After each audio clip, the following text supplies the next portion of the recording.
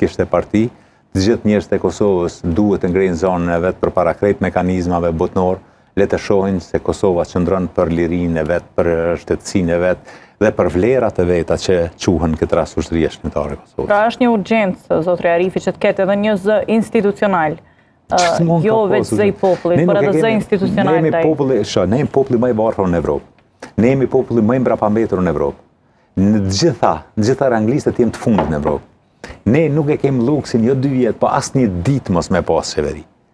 Dhe ne nuk e kemi luksin me përzgjedh edhe me i këshyr bazat partijake. Ne duhet të zgjedhim më të mirë, më të zot që të qesin përpara dhe të ashtojmë shtetin përpara për me arrit të tjerë.